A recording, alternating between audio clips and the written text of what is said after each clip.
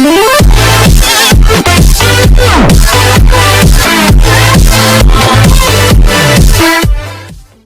একটা দায়ের ব্যাপার। আমি কোনো কাজ করলাম, তার দায়টা পুরো জনগোষ্ঠীর উপরে লাগলো, কালিমাটা সবার গায়ে লাগলো, সবার প্রতি মানুষ সন্দেহ পোষণ করা শুরু করলো। এটা কত বড় দায়ের ব্যাপার সেটা বলার অপেক্ষা রাখে না। তো এই জন্য দাওয়াতের কাজ করতে গেলে তখন দায়িত্বশীলতার পরিমাণ অনেক বেশি বেড়ে যায়। আল্লাহ আমাদেরকে সেটা উপলব্ধি করার তৌফিক দান করুন। এক ব্যক্তি দুজন স্ত্রী রেখে মারা গেছেন, একজন নিঃসন্তান, আরেকজনের 3 ছেলে।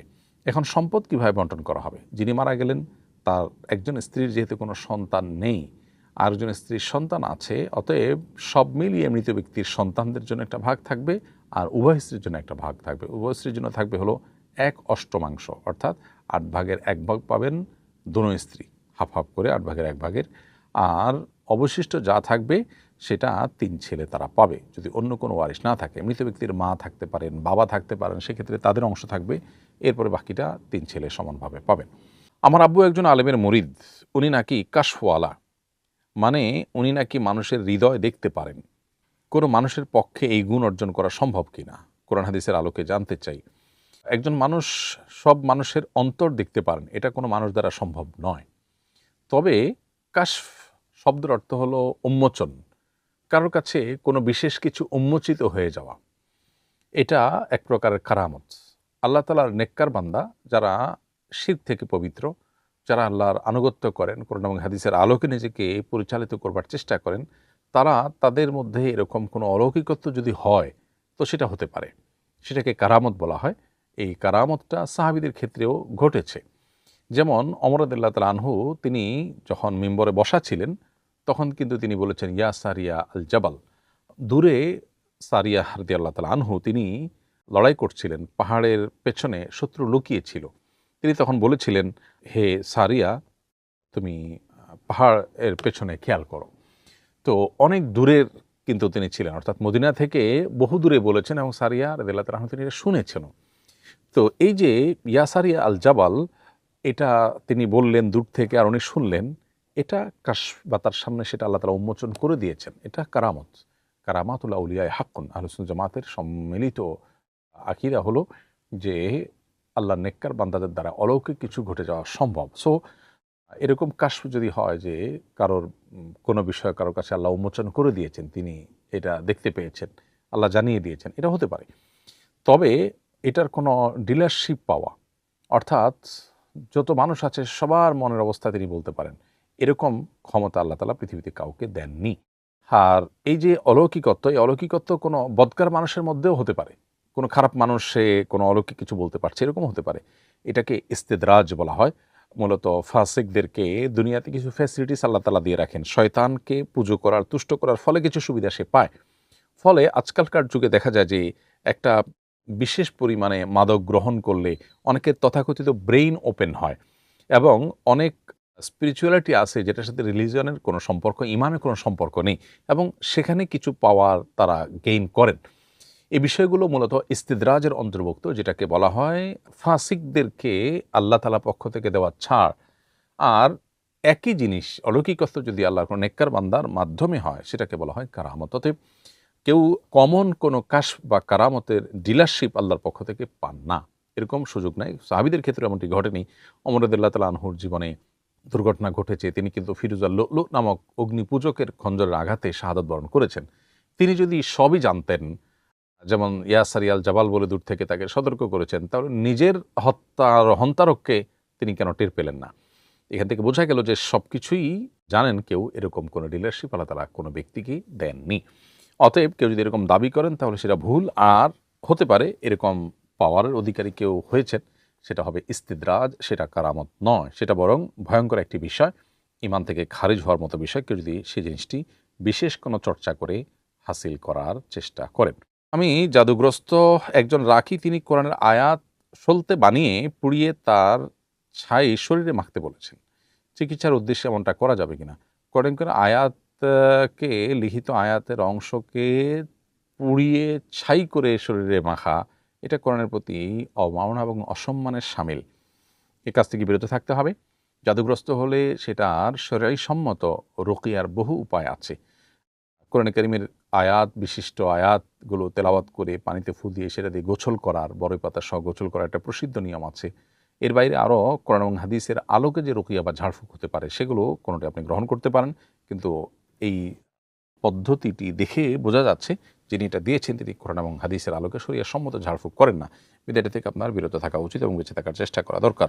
নামাজের শব্দ করে ঢেকুর এলে কি নামাজ ভেঙে যাবে? নামাজের ঢেকুর এলে এবং তাতে হালকা একটু শব্দ হলে নামাজ ভাঙবে না, কিন্তু যদি মানুষের মুখ থেকে উচ্চারিত কোনো বর্ণ স্পষ্ট করে বর্ণের মতো করে আওয়াজ বের হয়, ওই রকম আওয়াজ যদি অনেক বেশি হয় তাহলে সেটা সালাত ভঙ্গের বা নামাজ ভঙ্গের কারণ হবে।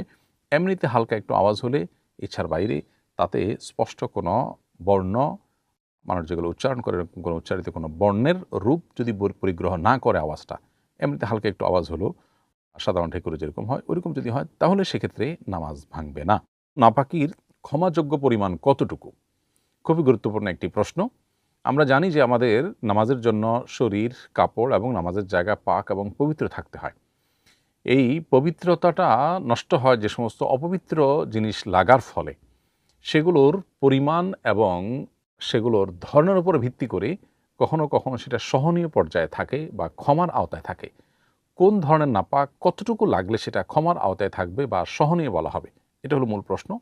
এই প্রশ্ন উত্তরে যাওয়ার আগে মৌলিকভাবে বলে রাখি, নাপাক সাধারণত দুই প্রকার। একটা হলো নাজাসাতে গালিজা বা শক্ত কঠিন পর্যায়ের নাপাক, আর হলো নাজাসাতে খফিফা বা তুলনামূলকভাবে হালকা নাপাক।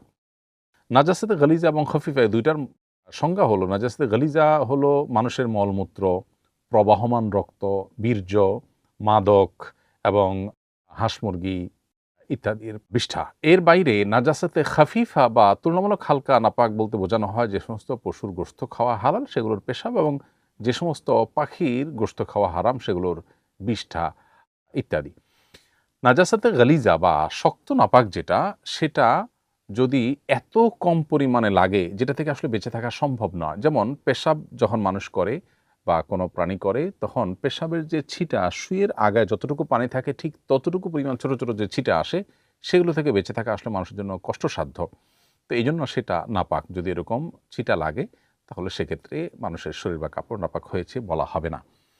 আর যদি একত্রে কোথাও কোনো নাজাস্তে গালিজা বা শক্ত নাপাক লাগে তাহলে সেটা জায়গার পরিব্যাপ্তি হিসাব করতে গেলে 1 দেরহাম, যেটা আজকালকার যুগে আমরা 1 টাকার কয়েন বা এই জাতীয় যে আপনার কয়েনের যে সাইজ আছে যেটা আমাদের হাতের কোষ করলে তার ঠিক মাঝামাঝি যেটুকু জায়গা যায় এইটুকু জায়গা, অর্থাৎ একটা দেরহামের যে পরিমাণ, ওই পরিমাণ যদি হয় বা তার চেয়ে কম যদি হয় তাহলে সেটা সহনীয়, আর এর বেশি যদি হয় তাহলে সেটা ফলে ওই অংশটা নাপাক হয়েছে এবং সেটাকে ধুইতে হবে, নাপাকে দূর করতে হবে, এটি বলে ধর্তব্য হবে।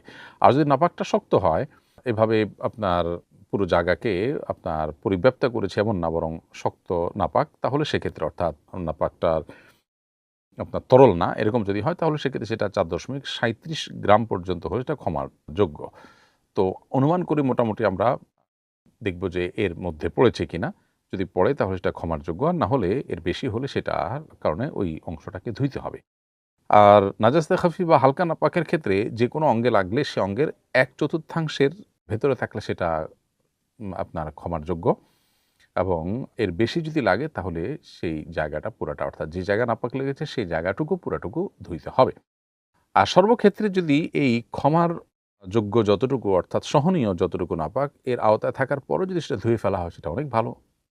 কারণ আল্লাহ তাআলা কোরআনে বলেছেন, ইন্নাল্লাহা ইউহিব্বুত তাওয়াবিন ওয়া ইউহিব্বুল মুতাতাহহিরিন। আল্লাহ তাআলা তওবাকারীদেরকে ভালোবাসেন এবং যারা উত্তম রূপে পবিত্রতা অর্জন করে তাদেরকে আল্লাহ রাব্বুল আলামিন ভালোবাসেন। তো এইজন্য আমাদের উচিত হলো অল্প হলেও নাপাক থেকে যথাসম্ভব বেঁচে থাকার চেষ্টা করা। বিশেষ করে পেশাব থেকে বেঁচে থাকার ব্যাপারে হাদিসে বেশিরভাগ গুরুত্ব আরোপ করা হয়েছে। কবর আযাব বেশিরভাগই হয়ে থাকে চগলখড়ি এবং পেশাব থেকে ভালো করে পবিত্রতা অর্জন না করার ফলে। এজন্য বিষয়টিতে আমাদের একটু ভালোভাবে মনোযোগ দেওয়া দরকার। আমার একটা মুরগির খামার আছে। স্বাভাবিকভাবে প্রতিদিন কিছু মুরগি মারা যায়। আমার এক পরিচিত ব্যক্তি মাগুর মাছ চাষ করেন। তিনি মাছের খাদ্য হিসেবে এসব মৃত মুরগি আমার কাছ থেকে কিনে নেন। মৃত মুরগি বিক্রি করা জায়েজ আছে কিনা? উত্তর হলো, যে বিষয়ের বৈধভাবে ব্যবহার করা সম্ভব সেটার ক্রয় বিক্রয় জায়েজ। মুরগি মারা যাওয়ার পর যদি মারা যায় জবে ছাড়া, তাহলে সেই মৃত মুরগি খাওয়া মানুষের জন্য, মুসলমানের জন্য হালাল নয়, কিন্তু সেটা পশু পাখির খাদ্য হিসাবে তারা খেতে পারে, তাদের জন্য তার হালাল হারামের বিধান প্রযোজ্য নয়। তো যেহেতু এটাকে বৈধভাবে ব্যবহার করার সুযোগ আছে, অতএব এটার কেনা বেচারও সুযোগ আছে, বিধায় আপনি এটা বিক্রি করতে পারবেন। যদি আপনার এমন হতো যে এটার ব্যবহারটাও বৈধ ক্ষেত্রে না, বরং অবৈধভাবে ব্যবহার করতে হবে, বৈধ ব্যবহার করার কোনো স্কোপ নাই, যেমন ধরুন মাদক, এটা যেই কিনবে সে পান করবে, এটা বৈধ ব্যবহার করার স্কোপই নেই, তাহলে সেটা বিক্রি করাও না জায়েজ, হারাম। কিন্তু মৃত মুরগি বা মৃত পশু, সেটা যদি অন্য কোনো পশুর খাবার হিসাবে বা অন্য কোনো কাজে ব্যবহার করা যায়, যেটাকে শরিয়া দৃষ্টিকোণ থেকে বৈধ বলা যায়, তাহলে সেক্ষেত্রে সেটার কেনা বেচা উভয়টাই বৈধ, বিধায় আপনার ফার্মের মৃত মুরগি আপনি বিক্রি করতে পারেন এবং আপনার বন্ধু মাছের খামারের জন্য সেটা কিনতেও পারবেন এবং সেটি নাজায়েজ হবে না। আমাদের গ্রামের এক ব্যক্তি প্রকাশ্যে শিরক করতেন এবং শিরক প্রচার করতেন। তিনি কিছুদিন আগে মারা গেছেন। তার জানাজা পড়া নিয়ে সবার মধ্যে প্রশ্ন উঠেছে, শিরকারী ব্যক্তির জানাজা পড়ার বিধান কি? প্রিয় দর্শক, শিরক দুই প্রকার, একটা বড় শিরক, শিরকে আকবার, আর একটা হলো শিরকে আসগার বা ছোট শিরক। বড় শিরকে যদি কেউ লিপ্ত থাকে তাহলে সে ইসলাম থেকে খারিজ হয়ে থাকে এবং এর ফলশ্রুতিতে একজন অমুসলিমের মতো করে তারও জানাজা পড়া যায় না। আর যদি ছোট শিরকে লিপ্ত হয় তাহলে সেক্ষেত্রে তার জানাজা পড়তে হবে, মুসলমানরা তার জানাজা পড়বেন এবং সে এর ফলে মুশরিক হয়ে যায় না, ইসলামের গণ্ডিতে খারিজ হয়ে যায় না। তিনি কী ধরনের শিরকে লিপ্ত ছিলেন এ বিষয় নিয়ে বিস্তারিতভাবে কোনো আলিমের কাছ থেকে জানার চেষ্টা করবেন। আপনি যদি এ সম্পর্কে বিস্তারিত ধারণা পেতে চান 2-3-4 পৃষ্ঠার আর্টিকেলের মাধ্যমে, তাহলে সেক্ষেত্রে মৌলিক আউটলাইন পেতে হলে আমাদের ইমানের অপরিহার্য পাঠ বইটি পড়তে পারেন।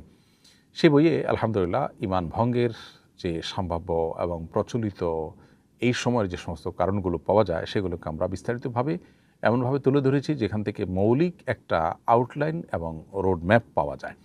তো সেটা আপনি পড়ে দেখতে পারেন। এর বাইরে শিরকটা কোন পর্যায়ে, এর ফলে তাকে ইসলাম থেকে খারিজ হয়ে গেছে বলা যায় কি না, এই বিষয়গুলো আমাদের সর্বস্তরের সাধারণ মানুষ যেনতেনভাবে সিদ্ধান্ত নেওয়ার মতো বিষয় নয়। বিচক্ষণ বিদগ্ধ আলেম মুফতিগণ সেটার উপরে আলোচনা পর্যালোচনা করে তারপরে সিদ্ধান্ত গ্রহণ করবেন। কারণ একটা মানুষকে আসলে ইসলাম থেকে খারিজ হয়ে গেছেন এই বলাটা অনেক বড় কথা। এটা সচরাচর যদি ইসলামী শরিয়া বা ইসলামী রাষ্ট্র কায়েম থাকে তাহলে সেক্ষেত্রে কোনো ব্যক্তি আসলে এককভাবে বলার জিনিসও না, এটা ঘোষণার জিনিস, বোর্ড বসে যেটা রীতিমতো ঘোষণা দেওয়ার মতো বিষয়। কিন্তু দুর্ভাগ্যজনক বিষয় হলো আজকাল আমরা জানাতনভাবে ঠুনকো কারণে একজন আরেকজনকে কাফের বলে দিচ্ছি। সহিহ বুখারীতে হাদিস আসছে, নবী সাল্লাল্লাহু আলাইহি ওয়াসাল্লাম বলেছেন, যদি কোনো ব্যক্তি কোনো ব্যক্তিকে কাফের বলে অথচ সে কাফের নয়, তাহলে যে বলেছে ফাকাত বাআ বিআহাদুহুমা, তাহলে দুজনের একজন কাফের হবেই, অর্থাৎ একজনের দিকে এটা বর্তাবে। বিষয়টা খুবই ভয়ঙ্কর ব্যাপার। তো এই জন্য ব্যাপারে আমাদের সতর্ক থাকা দরকার। নির্দিষ্ট একটি গরু দিয়ে কোরবানি করব বলে নিয়ত করেছিলাম, কিন্তু গরুটির নতুন বাচ্চা হওয়ায় গত ঈদে কোরবানি করা হয়নি। এখন সামনের বছর পর্যন্ত রাখা আমার জন্য কষ্টসাধ্য। কি করতে পারি? কোরবানির জন্য কোনো গরু যদি কেউ রাখেন, নিয়ত করেন, তাহলে ওই গরুটিই কোরবানি করতে হবে এমন কোনো বাধ্যবাধকতা নেই। সে গরুর নতুন বাচ্চা হয়েছে এবং সেটা কোরবানি করা যায়নি, তার জায়গায় আপনি অন্য কোনো গরু কোরবানি করলেন, সেটা কিন্তু যথেষ্ট।